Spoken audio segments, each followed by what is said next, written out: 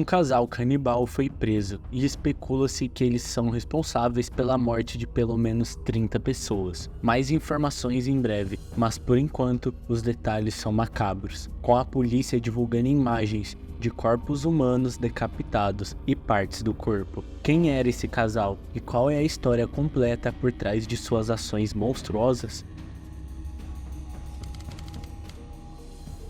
Agora, se você quer ter acesso a vídeos exclusivos, peço que se torne membro por R$ 4,99. Você vai ter exclusividade nas lives, selos e milhares de vídeos que só membros podem assistir. E estes vídeos são vídeos que nem o YouTube permite colocar ao público.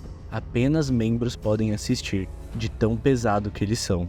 Cara, é só R$ 4,99. Dmitry Bakier nasceu em 28 de janeiro de 1982 e passou sua infância em um orfanato no sul da Rússia. Dizem que seus pais biológicos eram alcoólatras e não podiam cuidar dele. Então ele ficou sob os cuidados do orfanato por 3 anos, até que um casal o adotou. Por mais de uma década parecia que ele estava levando uma vida normal e estava a caminho de se tornar um jovem saudável. Mas, como na maioria das histórias de pessoas que se aventuraram no lado negro, algo mudou sua trajetória de vida para sempre. Sua mãe adotiva ficou terminalmente doente com câncer e após uma longa batalha, faleceu, deixando Dmitry à mercê de seu pai adotivo, que mudou drasticamente e se tornou violento após a morte da esposa. Eventualmente ele foi expulso de casa e teve que aprender a navegar pela vida sozinha. Após vários meses sendo acolhido por pessoas bem intencionadas, que inicialmente tentaram ajudá-lo, mas acabaram se cansando e o afastando. Ele sucumbiu à vida de rua, decidiu que iria descobrir sua vida por conta própria, e assim começou sua aventura no mundo do crime. Sua vida no mundo do crime foi rapidamente interrompida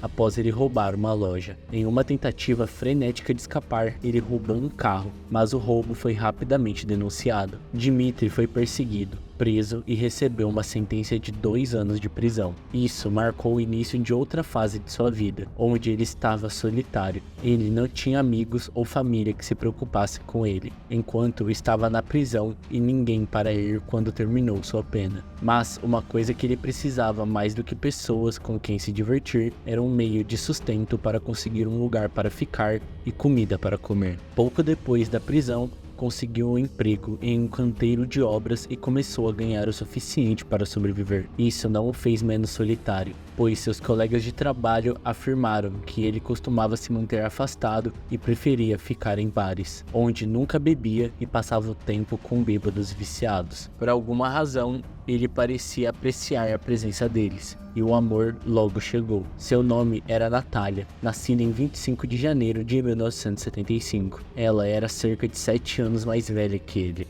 Eles tinham uma coisa em comum: ela havia perdido a mãe quando criança. No entanto, isso não afetou sua vida tão gravemente quanto afetou a Dmitry. Ela foi cuidada por membros da família e conseguiu uma educação padrão aos 19 anos. Decidiu seguir para a escola de medicina, onde se tornou enfermeira e subiu à posição de enfermeira sênior no departamento de saneamento de Krasnodar. No decorrer de sua carreira, foi designada para uma escola militar, onde conheceu um oficial militar que se tornou seu primeiro marido. Não se sabe muito sobre ele e o relacionamento que tiveram, mas eles tiveram uma criança juntos, antes que ele morresse. Essa situação devastadora a levou a buscar consolo em álcool e drogas, virando sua vida de cabeça para baixo, e ela frequentemente estava desempregada, parecendo desleixada e vivendo de forma irresponsável. Seu lugar favorito para passar o tempo se tornou o bar, onde ela bebia até perder a consciência. Dmitry e Natália tornaram-se amigos e começaram a namorar logo em seguida. Alguns meses depois de seu relacionamento,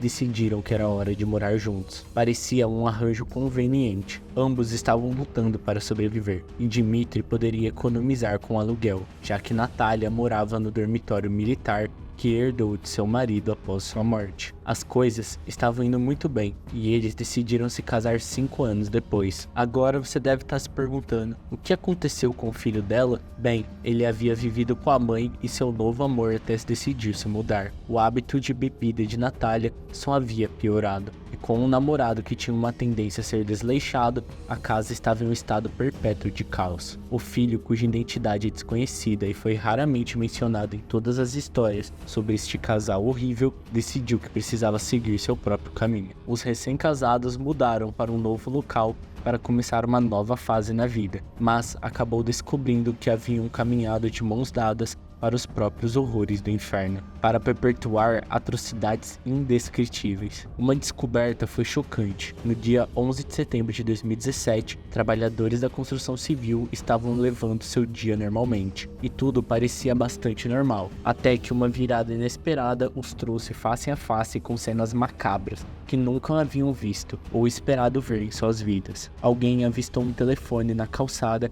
e achou bastante lamentável que alguém tivesse perdido seu aparelho, então alertou os outros trabalhadores. No entanto, ninguém no local reivindicou o telefone ou tinha ideia de quem poderia ser o dono. Então decidiram fazer uma mini investigação em busca de pistas sobre quem contatar. Não havia senha no telefone, e eles conseguiram acesso facilmente e começaram a olhar as imagens. Foi então que encontraram as imagens perturbadoras que fizeram as sirenes da polícia tocarem. Poucos dias depois, as fotos incluíam uma selfie de um homem desconhecido posando com a cabeça decapitada de uma mulher, enfiando dedos humanos que haviam sido cortados do resto do corpo. E esses dedos estavam em sua boca e narinas. Era como um show de terror virtual, com mais fotos de partes de corpos e humanos mortos. Neste ponto, não havia necessidade de chamar ninguém, exceto a polícia, que foi o que eles fizeram imediatamente. Após apenas alguns dias, a polícia rastreou os proprietários do telefone. Eram Dmitry e Natalia Beck. Mas a descoberta do telefone perdido era apenas o começo dos horrores que a polícia descobriria ao chegar à casa deles. Era de fato um buraco do inferno, com um rastro de morte visível por toda a residência. Durante a operação policial, encontraram fotos de corpos mortos em diferentes estados horripilantes, algumas delas incluindo o casal posando de maneira perturbadora com os corpos na geladeira. Também havia partes humanas em potes, pedaços de pele humana e partes de corpos congelados. Ficou claro que esse casal não era apenas assassinos, mas também canibais, que estavam praticando isso há anos. Mas não vamos nos adiantar, entraremos nos detalhes de seus crimes e como tudo se desenrolou no próximo capítulo. Pois, além dessas descobertas desprezíveis, havia um livro de receitas escrito à mão. Neste livro continha detalhes sobre como preparar diferentes partes humanas que parece ter sido escrito pela esposa, a Natália. Tutoriais em vídeo sobre como desmontar um corpo e retirar tipos específicos de carne e gordura do corpo também foram encontrados. Se você precisar fazer uma pausa para recuperar o fôlego, agora seria o melhor momento para fazer. Havia também muito cabelo feminino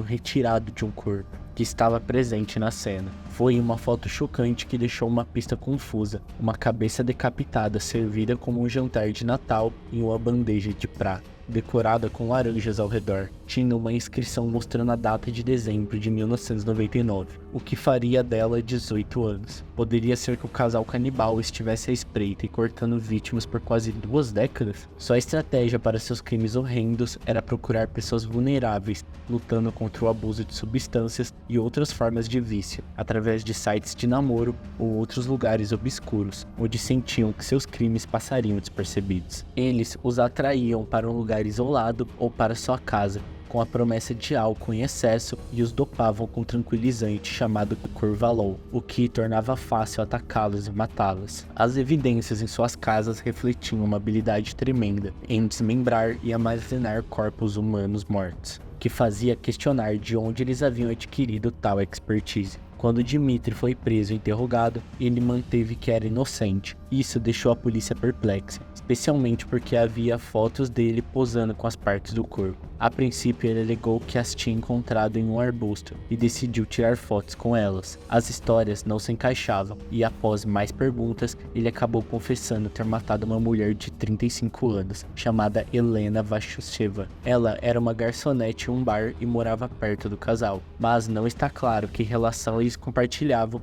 e quão íntimos eram um do outro. Mas o que é claro claro é que o casal Book a matou e desmembrou. Depois cozinhou e comeu seus restos, enquanto também se desfaziam de outras partes do corpo nos arbustos ao redor. Durante as investigações foi relatado que o trio estava se divertindo em um bloco de apartamentos abandonados e bebendo garrafas de álcool quando uma intensa discussão eclodiu. Natália supostamente começou a acusar Helena de tentar seduzir seu marido, e as duas começaram a trocar palavras até que Natália pediu a seu marido, Dmitry, para matar sua suposta rival. Ele a atacou imediatamente, esfaqueando-a violentamente e repetidamente até que ela morresse. A esposa teria participado do assassinato e os dois começaram a desmembrar o corpo, peça por peça. Esses dois canibais então embalou as partes, com o marido colocando-as em sua mochila enquanto se dirigiam para seu apartamento. Durante a invasão de casa pela polícia, partes do corpo que se acreditava serem de Helena foram encontradas no congelador e até mesmo em uma panela no fogão. É aqui que a história fica ainda mais empolgante. Um relato de um oficial de comunicações da Força Aérea aposentado, Sergei Linv,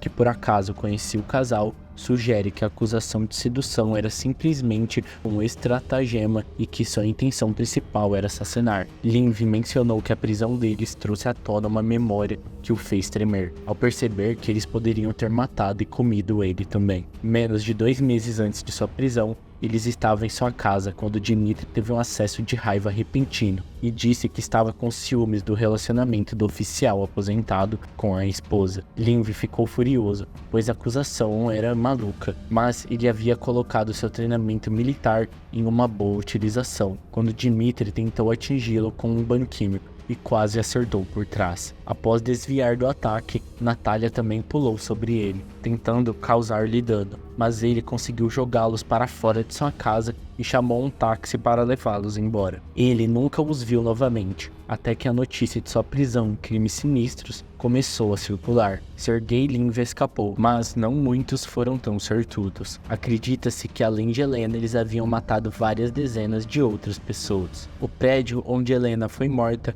foi apelidado de Cripta do Assassinato, e era um bloco de apartamentos abandonados, destinados à habitação militar, mas nunca foi concluído, e foi nesse lugar que eles cometeram vários assassinatos. Várias partes do corpo foram encontradas no prédio, incluindo uma mão no início daquele ano, que foi durante a primavera, mas ninguém levantou o alarme. Você provavelmente já está horrorizado, mas a história fica ainda mais retorcida. Você precisa ouvir isso. Natália e seu marido viviam em um albergue em uma academia militar em uma cidade do sul da Rússia, chamada Kodar. Natália assava e vendia tortas de carne para as pessoas da academia, incluindo pilotos e outros treinadores. Ela até foi fornecedora de alguns estabelecimentos locais. Era bastante inquietante, mas após a prisão, rumores e suspeitas surgiram de que ela havia estado usando carne humana em seus produtos assados o tempo todo. Investigações adicionais e entrevistas com as pessoas que moravam e trabalhavam perto do casal revelaram que a ex-enfermeira, agora assassina e canibal, também havia abordado proprietários de restaurantes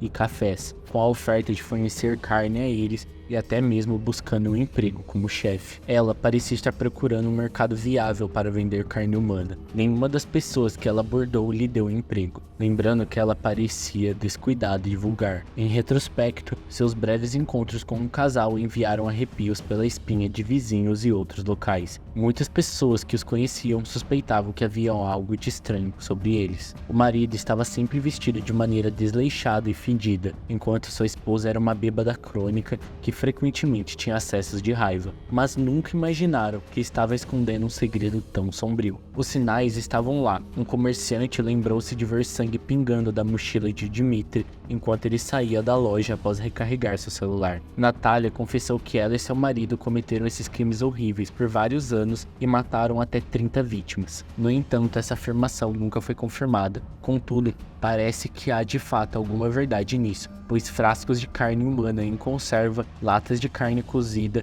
e pelo menos 19 fatias de pele foram encontradas em sua casa. Eles pareciam até ter fotos de todas as suas vítimas, pois Natália identificou algumas delas usando as fotografias encontradas em sua casa. Vários celulares pertencentes a diferentes pessoas suspeitas de serem vítimas de seu canibalismo também foram encontrados espalhados pelo apartamento. Felizmente, a polícia usa alcançou e era hora de enfrentar a lei. Todos foram presos. Natália recebeu uma pena de apenas 10 anos e 18 meses de prisão e Dmitry foi condenado a apenas 12 anos e 2 meses. Isso é até um absurdo, pois alguém que fez tanto mal às outras pessoas e cometeu um dos atos mais cruéis da humanidade estar preso por tão pouco tempo.